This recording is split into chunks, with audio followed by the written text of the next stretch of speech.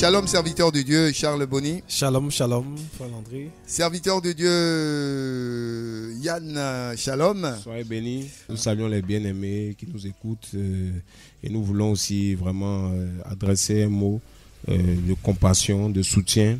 Vraiment, nos condoléances aussi les plus sincères à la nation ivoirienne qui a perdu quelqu'un de cher, donc le Premier ministre. Donc nous prions que sa famille soit fortifiée dans le nom de Jésus. Nous tous, nous puissions vraiment porter vraiment ce deuil-là, pour soutenir cette famille et la nation. Donc que le Seigneur fortifie chacun et qu'il sèche les larmes de ceux-là qui pleurent en ce moment. Et que la volonté de Dieu soit faite. Voilà. Très bien.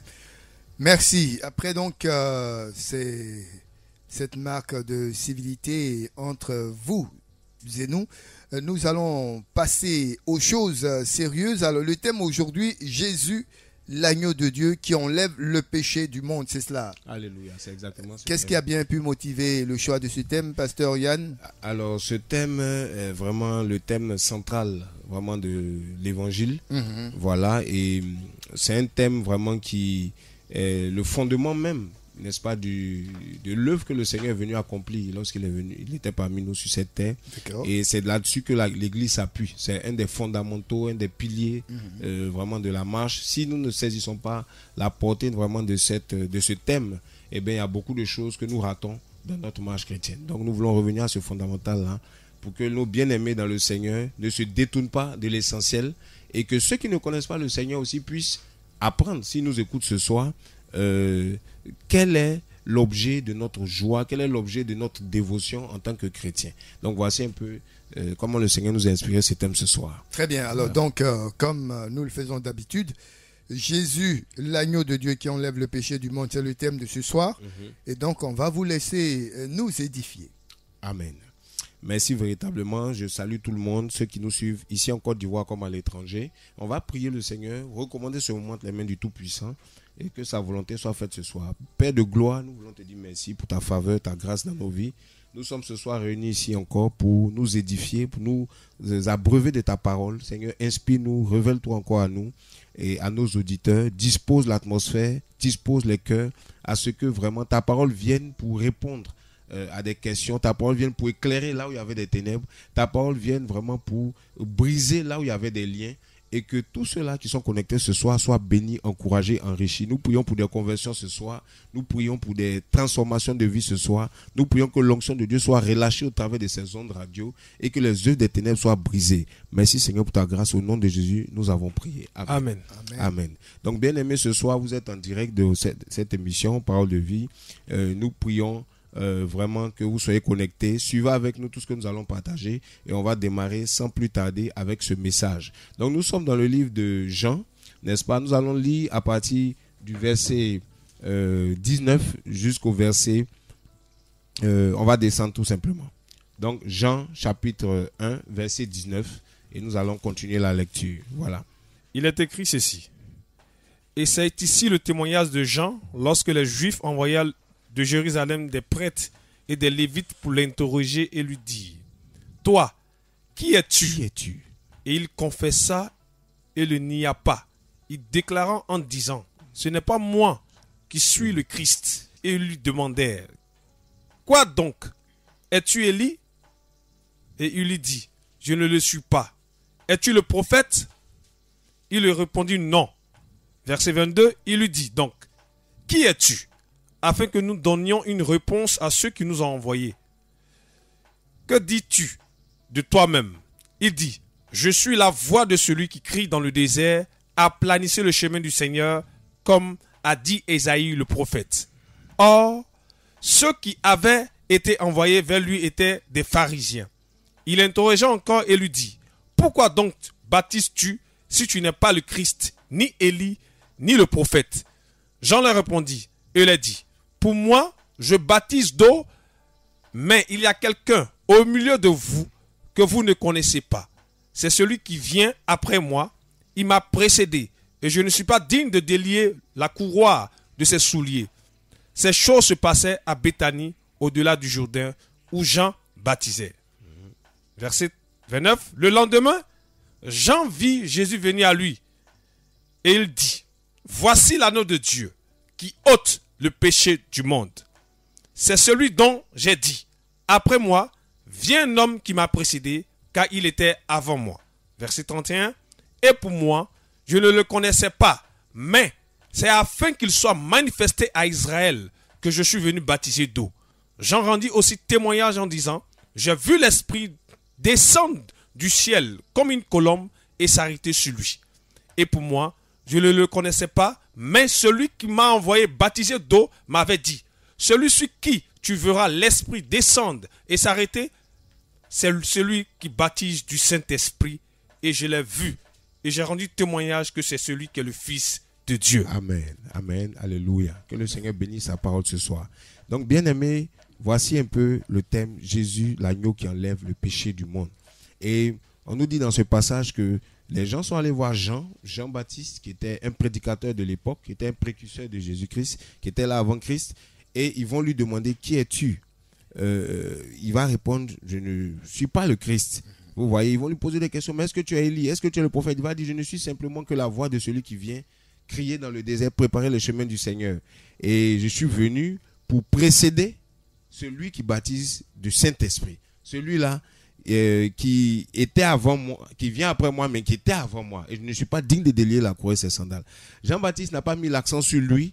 Il n'a pas mis l'accent sur son ministère. Il ne cherchait pas à emmener les gens vers lui, mais il emmenait les gens vers Christ. Amen. Voilà, il était un prédicateur. Quand les gens venaient à lui, au lieu de les garder pour dire, voici, vous êtes avec moi, je suis celui qui est établi sur vous, il disait, non, c'est pas moi qu'il faut suivre.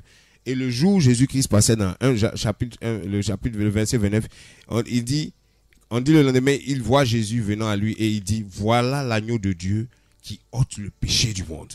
Et quand il va dire ça, tous les gens vont se retourner vers Jésus-Christ. Quand vous lisez la suite, il y en a même des disciples de Jean qui vont quitter Jean, qui vont aller avec Jésus. Et je veux nous dire véritablement que ce thème, pourquoi ce thème? Parce que nous croyons en Jésus, nous prions Jésus-Christ de Nazareth, notre Seigneur, notre Sauveur. Nous confessons qu'on est chrétien, on est enfant de Dieu. Mais quel était le but essentiel de sa mission quand il est venu?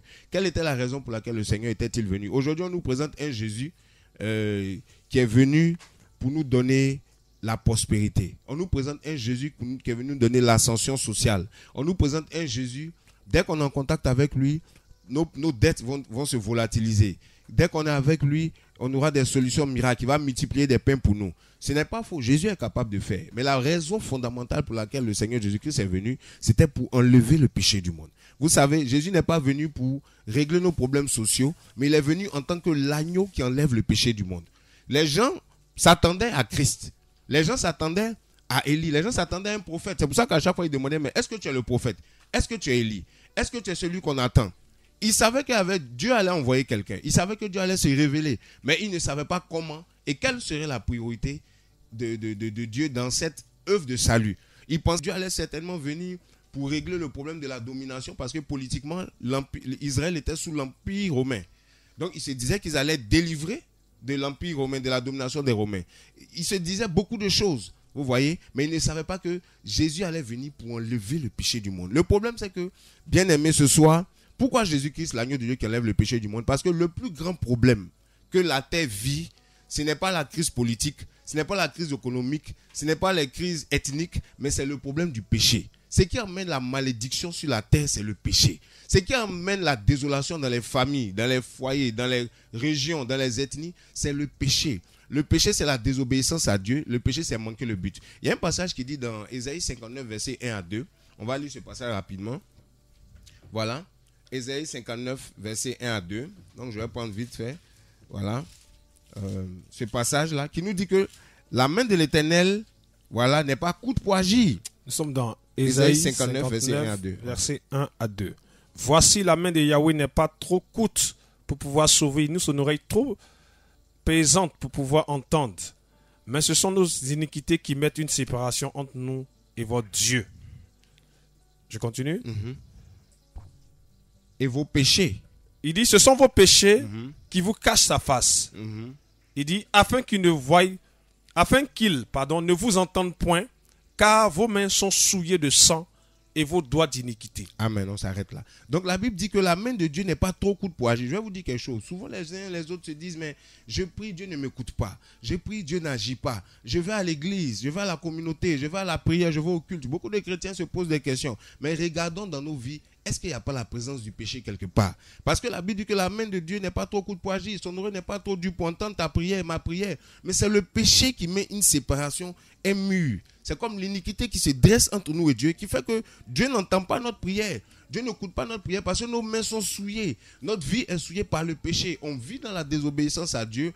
On vit dans la rébellion à Dieu. On connaît la parole de Dieu, mais délibérément, expressément, volontairement, on ne la met pas en pratique parce qu'on aime le péché. On aime le péché sexuel. On aime le péché de l'immoralité. On aime le péché de la corruption. Notre style de vie est un style de péché. Et on est dedans et on veut que Dieu agisse. Donc dans ces conditions-là, c'est pas que Dieu ne veut pas agir, mais le péché, en griffe, c'est la chose que Dieu rejette, c'est la chose qui est contre la nature de Dieu, c'est la chose qui est impure, parce que Dieu est saint, et Dieu veut que nous marchions aussi dans une vie de sainteté. Mais le péché est devant nous, comme une barrière entre nous et Dieu. Bien-aimés, voici un peu la situation. Il y a un autre passage que je nous donne, c'est le passage de Jean chapitre 9, verset 31, que nous allons lire, je lis rapidement. Donc Jean chapitre 9, le verset 31 dit ceci. Or nous savons que Dieu n'exauce pas le pécheur, mais si quelqu'un est pieux envers Dieu et fait sa volonté, celui-là, Dieu l'exauce. Donc Dieu n'exauce pas le pécheur, c'est-à-dire que Dieu ne va pas prendre plaisir à la prière de quelqu'un qui vit constamment dans le péché, qui aime le péché, qui pratique le péché. Dieu aime le péché, mais Dieu n'aime pas le péché. Ce soir, je ne veux pas juger quelqu'un, mais je veux nous faire comprendre, bien aimé, au travers de la parole, qu'il y a un problème réel aujourd'hui dans la vie des hommes en général, n'est-ce pas, sur la terre, qui fait que beaucoup de gens n'arrivent pas à avoir accès à Dieu, comme la Bible dit au chapitre 59. Les gens prient, mais Dieu, malgré leur religion, malgré leur dévotion religieuse, ils vont à l'église, ils vont dans les communautés, ils vont à la mosquée, ils vont partout, ils se disent croyants. Mais c'est comme si Dieu est éloigné d'eux. Vous voyez? Et ça fait que ils se sentent éloignés, ils ne savent pas que Dieu peut parler, ils ne savent pas que Dieu peut entendre les prières, que Dieu peut agir. Mais bien aimé, je ne parle pas des prières ou des sujets que Dieu accorde à tout le monde par sa grâce. Parce que la Bible dit que Dieu fait lever son soleil sur les bons comme sur les méchants. Il fait pleuvoir sur les justes comme sur les injustes. Dieu guérit même celui qui ne prie pas. Dieu récompense le travail de celui qui est un bosseur, qui est un travailleur, même si cette personne ne prie pas. Donc Dieu est juste. Si tu travailles, tu auras ton pain à la sueur de ton front. Et Dieu fait grâce à celui qui tombe malade pour qu'il soit guéri. Dieu protège la maison vraiment du malheureux, la maison de celui qui est en difficulté, même si cette personne n'est pas un chrétien. Ce n'est pas de ça que nous parlons. Or, aujourd'hui, beaucoup de gens s'appuient sur ces choses élémentaires que Dieu accorde à qui il veut pour penser qu'ils sont dans la volonté de Dieu. Je vais vous dire quelque chose, bien aimé. La Bible dit ceci, c'est le péché qui met une séparation entre nous et Dieu. Tant que tu vis dans une vie de péché, tu es éloigné de Dieu, tu es séparé de Dieu. Il n'y a pas la bénédiction de Dieu sur ta vie parce que le péché emmène la malédiction. La Bible dit dans Romains 6, 23, que le don gratuit de Dieu, c'est la vie éternelle, mais le salaire du péché, c'est la mort. Le péché emmène la mort spirituelle. Le péché emmène la désolation. Et ce soir, je vais me lever pour dire, bien aimé, si vous êtes enfant de Dieu, si vous êtes chrétien, ce n'est pas normal que vous viviez une vie de péché. Parce que Jésus-Christ est venu pour enlever le péché du monde, pour enlever le péché dans la vie du chrétien. Une des priorités de Jésus-Christ, une des priorités de Dieu, ce n'est pas de te donner d'abord l'argent. On n'a pas dit, voici l'agneau de Dieu qui donne l'argent à ceux qui n'en ont pas. On n'a pas dit, voici l'agneau de Dieu qui donne les mariages à ceux qui n'en ont pas. On n'a pas dit, voici l'agneau de Dieu qui donne des visas à ceux qui veulent voyager, qui donne un poste. On dit, voici l'agneau de Dieu qui enlève le péché du monde. Jésus est venu mourir à la croix, non pas pour que d'abord nos situations sociales ou nos situations charnelles soient réglées, mais il est venu mourir pour que notre situation spirituelle soit changée, notre condition spirituelle soit changée, c'est-à-dire notre vie d'impureté, notre vie de péché soit transformée. Dieu a voulu ôter le péché de ta vie. Toi qui m'écoutes ce soir, qui est dans le péché, Dieu veut ôter le péché qui est dans ta vie. Dieu veut ôter le péché qui est dans ta vie, mon frère, ma soeur, toi, auditeur, auditrice qui m'écoute ce soir, qui vit dans une vie d'immoralité, dans une vie de péché. Dieu t'aime tellement. Dieu nous a aimés tellement. Dieu a tant aimé le monde qu'il a donné son Fils unique, l'agneau de Dieu, afin que le péché soit ôté. Alléluia. Et j'aime Jésus-Christ parce qu'il enlève le péché. Il a enlevé le péché dans ma vie. J'ai vu sa main, j'ai vu sa puissance. Dieu est capable d'enlever le péché qui est dans ta vie. Ne pense pas que Dieu t'a créé pour pécher. Ce n'est pas normal qu'un homme pratique et vive dans le péché et soit esclave du péché. Ce n'est pas normal. À cette ère où je vous parle, c'est l'ère où Jésus est venu ôter le péché. C'est ça l'ère de la grâce. Jésus fait grâce à ceux qui ont la foi en enlevant leur péché, en transformant leur vie, de sorte que les malédictions qui sont liées au péché dans nos vies sont ôtées quand Jésus-Christ enlève le péché. Donc, bien-aimé, ne te sens pas condamné, ne te sens pas vautré dans le péché, mais ouvre ton cœur à Jésus-Christ, l'agneau de Dieu. Je te parle ce soir de l'agneau de Dieu qui enlève le péché du monde. Je te parle de Jésus-Christ de Nazareth quand il vient dans ta vie, son urgence, sa priorité, la chose qui l'intéresse le plus. Même s'il peut te donner de l'argent, même s'il peut te bénir financièrement, même s'il peut te donner un mariage, même s'il peut améliorer tes conditions de vie, mais il ne le fera pas sans enlever le péché dans ta vie. C'est ça sa priorité. Voici pourquoi la première révélation qu'on retrouve dans l'évangile de Jean, quand Jean-Baptiste, qui est celui qui a introduit Jésus-Christ au peuple, il dit c'est afin qu'il soit manifesté en Israël que j'ai été envoyé, afin de baptiser d'eau. Il va dire voici l'agneau de Dieu qui enlève le péché du monde. Il va présenter, il dit voici l'agneau de Dieu. Voici celui qu'on attendait. Voici le Christ. Il enlève le péché. J'aime Jésus parce qu'il enlève le péché. Vous savez la différence entre Jésus et Bouddha, c'est que Jésus enlève le péché dans la vie de quelqu'un. La différence entre Jésus et Mohamed, c'est que Jésus-Christ enlève le péché dans la vie de quelqu'un. La différence entre Jésus et les présidents, et les rois de ce monde, et les milliardaires, c'est que Jésus enlève le péché du monde. Il enlève la malédiction. Il enlève la mort spirituelle. Il transforme ta vie. Toi qui étais un pécheur, qui étais condamné, en enlevant le péché, il enlève la condamnation sur toi et il te donne une espérance pour la vie éternelle. C'est ça Jésus. Ça, un milliardaire ne peut pas te donner ça. Ça, Bill Gates ne peut pas te donner ça. Ça, le plus riche d'Afrique ne peut pas te donner ça. Ça, le président de la Côte d'Ivoire ne peut pas te donner ça. Aucun homme ne peut te donner ça. Un féticheur est impuissant dans cette affaire parce que le seul qui enlève le péché du monde, c'est Jésus-Christ. Il est le seul. Il a le pouvoir d'enlever le péché dans la vie de quelqu'un. Voilà pourquoi il a le nom élevé au-dessus de tout nom. Le nom devant lequel tout genou fléchit. Il est incomparable. Ce soir, je ne vous présente pas mon ministère. Ce soir, je ne vous prêche pas un homme. Ce soir, je vous prêche, vous qui m'écoutez ce soir, qui avez des problèmes, qui avez des difficultés. Je vous dis, mes frères, mes chers auditeurs, si vous traversez des situations difficiles, regardez dans votre vie, est-ce qu'il n'y a pas le péché? Est-ce qu'il n'y a pas ce mode de vie complètement impie, complètement éloigné de Dieu, qui attire des malédictions et qui nous met sous l'esclavage du diable? Nous allons prendre un passage bien aimé. Ce soir, nous n'allons pas être trop long. Nous allons vous permettre de poser des questions et nous allons prier après ce passage. Nous sommes dans 1 Jean chapitre 3. Bien aimé, nous lisons à partir du verset 1. 1 Jean chapitre 3, verset 1. Voyez quel amour le Père nous a témoigné pour que nous soyons appelés enfants de Dieu. Mais le monde ne nous connaît point parce qu'il ne l'a point connu. Mais bien aimé, nous sommes maintenant enfants de Dieu et ce que nous serons n'est pas encore manifesté. Or, nous savons que lorsqu'il apparaîtra, nous serons semblables à lui car nous le verrons tel qu'il est. Et quiconque a cette espérance en lui se purifie comme lui-même aussi est pur. Alléluia. Continuons. Verset 4. Quiconque pêche transgresse la loi, car le péché est la transgression de la loi. Or, vous savez qu'il est apparu afin d'ôter nos péchés. D'ôter le péché. Il n'y a point de péché en lui. Quiconque demeure en lui ne pêche point. Quiconque pêche ne l'a pas vu et ne l'a pas connu. Amen. On s'arrête là déjà. Donc la Bible nous dit, voyez quel amour le Père nous a témoigné pour que nous soyons appelés enfants de Dieu. C'est par amour que Dieu nous a adoptés au travers de Jésus-Christ dans sa famille pour qu'on soit appelés enfants de Dieu. Il dit, nous le sommes. Si le monde ne nous connaît pas, c'est qu'il ne l'a pas connu.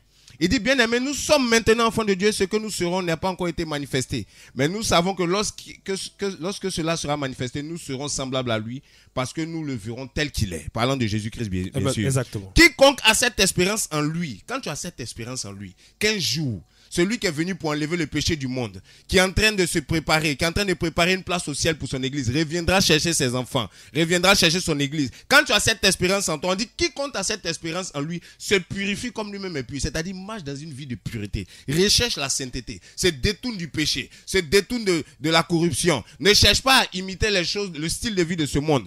Car quiconque pêche transgresse la loi. Verset 4, et le péché est la transgression de la loi. Verset 5 maintenant, il dit, oh vous le savez, Jésus parut, j'aime cette partie. Jésus parut pour ôter le péché du monde. Et il n'y a point de péché en lui. Il parut pour un but. Mes frères, Jésus est venu pour un but. Il est venu verser son sang pour un but. Il est venu pour ôter le péché du monde. C'est ça sa priorité.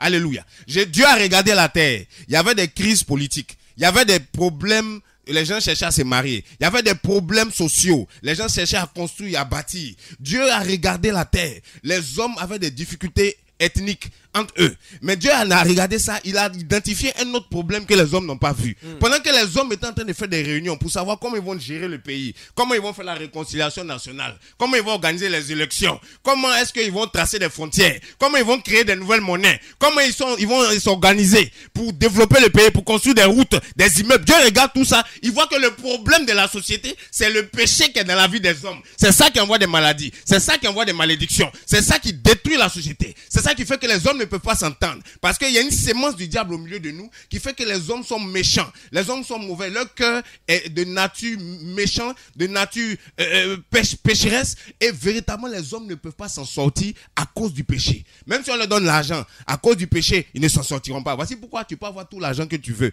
mais tu as quand même une mauvaise vie. Tu peux avoir tout l'argent que tu veux, mais tu n'as pas la paix. Tu peux être riche, mais tu as peur de la mort, tu as peur de l'éternité. Parce que le péché emmène la peur. Le péché amène vraiment la malédiction dans la vie de quelqu'un. Dieu regarde ça, il dit bon, ils n'ont pas vu le problème, moi j'ai vu le problème. Il dit bon, enlevons le péché, réglons le problème principal. Et voilà comment Jésus-Christ arrive. Pendant que les hommes cherchent à gérer l'économie, les finances, Jésus vient enlever le péché. Et c'est cette espérance-là qui est notre foi aujourd'hui. C'est cette espérance-là qui est l'espérance de l'église, des chrétiens. Mes frères, venez à Jésus-Christ, vous ne serez peut-être pas riches. Venez à Jésus-Christ, peut-être qu'on n'allait pas vous marier tout de suite. Venez à Jésus-Christ, peut-être qu'on n'allait pas voyager. Mais Dieu serait réconcilié avec Dieu. Dieu va enlever le péché qui est dans votre vie. Le mur qui fait que Dieu n'entend pas tes prières va tomber. Et tu pourras entendre la voix de Dieu. Tu pourras avoir une intimité avec Dieu. Tu pourras avoir une communion avec Dieu. La main de Dieu ne sera pas ton coup de poing agir dans ta vie. Quand tu vas crier à lui, la Bible dit quand le juste crie, l'Éternel entend. Pourquoi? Parce qu'il a été justifié de son péché. Je vais vous inviter ce soir, bien aimé. Il y a quelque chose de plus important que l'argent. Il y a quelque chose de plus important que les biens de ce monde. Il y a quelque chose de plus important que l'amour des femmes, que l'amour des hommes. Il y a quelque chose de plus important que la prostitution. Il y a quelque chose de plus important que l'alcool. C'est la relation avec Dieu. C'est quand Jésus enlève le péché de ta vie et il t'introduit dans son royaume de sainteté, dans son royaume éternel. Et tu deviens un enfant de lumière. Quand tu marches avec assurance. La paix que tu as, la crise économique ne peut pas enlever cela. Le Covid-19 n'est pas qualifié pour enlever la paix que Dieu te donne. Même au milieu du Covid-19, tu marches en paix. Si les autres sont contaminés, toi tu ne seras pas contaminé. Au nom de si Jésus. les autres tombent, toi tu ne tomberas pas. Parce que tu as un message à annoncer dans cette génération. C'est que voici l'agneau de Dieu qui a enlevé le péché dans ma vie. Je suis témoin de ça. Regardez ma vie. Voici ce que j'étais avant. Voici ce que je suis devenu. J'ai été délivré de la prostitution. J'ai été délivré de la masturbation. J'ai été délivré de la drogue. Ça c'est Jésus qui fait ça. Pourtant tu as l'argent, mais tu es lié. Tu as l'argent, mais chaque soir, tu pratiques des œuvres que tu ne peux pas parler en public. Tu as honte de ta vie. Ce soir, je vais te dire une chose. Jésus est capable d'enlever le péché dans ta vie ce soir. Toi qui m'écoutes. Ma soeur, Jésus est capable d'enlever le péché dans ta vie. Ne regarde pas la montagne qui est devant toi. Ne regarde pas l'obstacle qui est devant toi. Ce n'est pas par ta propre force que le péché va quitter ta vie. Mais si tu acceptes Jésus-Christ ce soir, toi qui ne le connais pas, ou toi-même qui l'as connu, mais à un moment donné, tu as oublié. Il y a eu quelque chose qui s'est passé qui a fait que tu n'as plus mis dans ton esprit que Jésus enlève le péché du monde. Ce soir, je suis là, de la part de Dieu, pour te rappeler que Jésus veut enlever le péché dans ta vie. Si tu étais tombé dans un péché, invoque Jésus ce soir. La Bible dit, quiconque invoque le nom du Seigneur ne sera point confus. Il va étendre sa main, il va enlever ton péché, il va te nettoyer, il va te purifier et tu pourras encore aller de l'avant. Tu pourras marcher dans l'espérance des enfants de Dieu ce soir, au nom de Jésus-Christ de Nazareth. Donc voici ce que le passage nous dit. On nous dit, nous savons que le Fils de Dieu parut pour ôter le péché et il n'y a point de péché. Quiconque demeure en lui ne pêche point. Quiconque pêche ne l'a point vu et ne l'a pas connu. Alléluia. La Bible nous dit au verset 9, quiconque est né de Dieu ne pratique pas le péché, parce que la sémence de Dieu demeure en lui. Et il ne peut pécher, car il est né de Dieu. Je vais vous dire quelque chose, la différence, mes frères, entre les hommes, ce n'est pas nos religions. On est cantonné sur nos religions. J'appartiens à tel groupe, j'appartiens à tel groupe. La Bible dit, dans ce passage que je vous lis, celui qui pêche est du diable. Quiconque est né de Dieu ne pratique pas le péché parce que la sémence de Dieu en lui et il ne peut pécher. Verset 10, c'est par là que se font reconnaître les enfants de Dieu et les enfants du diable. C'est par la vie du péché. Quiconque ne pratique pas la justice n'est pas de Dieu, non plus celui qui n'aime pas son frère. Donc, c'est la vie du péché. C'est la manière dont le péché est dans ta vie, ou bien si le péché était ôté de ta vie, qu'on reconnaît que tu es enfant de Dieu. Sinon, ce n'est pas parce que tu dis je suis enfant de Dieu. Beaucoup de gens disent je suis enfant de Dieu, mais quand même, ils sont esclaves du péché. Beaucoup de gens disent je suis enfant de Dieu. Ils prient dans la communauté, mais ils ont des péchés mignons. Comment un péché peut être mignon? Bien aimé, le péché n'est pas mignon, le péché tue. Il n'y a pas de péché mignon. Ah, moi, c'est les femmes. Ah, moi, c'est l'alcool. Ah, moi, c'est ceci. Mon frère, le péché amène la malédiction. Le péché te détruit. Arrête de penser que le péché est mignon. Le péché détruit. Le péché est néfaste. C'est comme si quelqu'un boit du poison et dit ça, c'est mon poison mignon. Comment un poison peut être mignon? Comment quelque chose qui te détruit, qui te tue? Le péché n'est pas mignon. C'est une séduction du diable, mes amis. Quittons la vie du péché. Répentons-nous. Si tu vis une vie immorale ce soir, ce message, c'est un message d'espérance. Pour te dire que ce soir, Jésus est toujours capable. Si tu l'invoques, si tu le pries, d'enlever le péché qui est dans ta vie, par sa puissance, par son pouvoir. Lui seul est capable de faire cela. Ne pense pas que le péché est normal. Ne te dis pas, aujourd'hui quand on parle, on dit non mais tout le monde pêche, tout le monde mange. Je vais vous dire quelque chose, tout le monde ne pêche pas, tout le monde ne ment pas. Ceux qui marchent avec Dieu, la Bible dit ici, celui qui marche avec lui se purifie et ne pratique pas le péché. C'est-à-dire il ne va pas cultiver une vie du péché, mais il va marcher dans la sainteté, dans la crainte de Dieu. Et c'est ce message que nous partageons ce soir. Jésus est venu pour nous donner ce style de vie-là, pour nous ouvrir cette porte vraiment où on n'est plus sous la domination du péché. Voilà pourquoi il est venu ôter le péché du monde. Alléluia. Est-ce que quelqu'un peut me dire alléluia? Amen. Il est venu ôter le péché du monde. Mes frères, ce soir, dans cette situation difficile que nous traversons, Jésus est toujours celui-là qui a pour priorité d'ôter le péché du monde. On va prier avant que nous ouvrons l'antenne pour les questions, véritablement, parce que je sais que le Seigneur veut restaurer quelqu'un ce soir. Le Seigneur veut enlever le péché. Tu es en train de m'écouter, ce message te touche en ce moment. Ce message te bénit en ce moment. Tu te posais des questions par rapport à ta vie de péché. Ce soir, le Seigneur est en train de tendre une main vers toi pour restaurer ton âme, pour restaurer ta situation spirituelle, pour enlever le péché, peu importe le péché dans lequel tu te trouves. Ce soir, pendant que nous sommes en train de prier, tu peux fermer les yeux là où tu es. Tu peux dire, Seigneur, voici ma vie. Ça fait beaucoup de temps que je vis une vie d'immoralité, mais ce soir, j'ai entendu ta parole. Je veux accepter cette œuvre où tu es venu enlever le péché. Je veux l'accepter pleinement. Je ne l'avais pas accepté pleinement. J'avais accepté en partie. Et je continuais de mener une vie mélangée. Une vie où je prie, mais en même temps, il y a le péché. Seigneur, ce soir, viens au secours de ma vie. Restaure-moi. Enlève le péché dans ma vie. Dans le nom de Jésus. Là où tu es en train de prier, pendant que tu es en train de prier, le Saint-Esprit prend le contrôle pour briser le joug du péché qui était dans ta vie, pour te restaurer au nom de Jésus-Christ de Nazareth. Je m'adresse à quelqu'un qui a vraiment des difficultés d'argent. À cause de l'argent, quand tu vois l'argent, tu trembles. L'argent vraiment est comme une idole pour toi. Tu n'arrives pas à te maîtriser. Dès qu'il y a de l'argent, tu es prêt à mentir. Tu es prêt à faire des choses qui ne sont pas bien et toi-même tu le sais. C'est comme si tu es impuissant devant l'argent. Ce soir, par la puissance du Saint-Esprit, le joug qui te rendait vraiment esclave de l'argent est brisé ce soir. Là où tu m'entends véritablement, le Seigneur te restaure, le Seigneur te libère parce que tu as plusieurs fois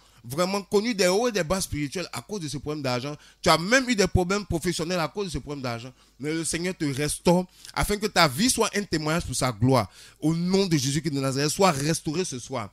Véritablement, toi qui as un problème d'alcool ce soir, au nom de Jésus-Christ de Nazareth, tu es restauré. Tu es délivré par la puissance de Dieu, par la puissance du Saint-Esprit. Reçois ta restauration là où tu es véritablement ce soir.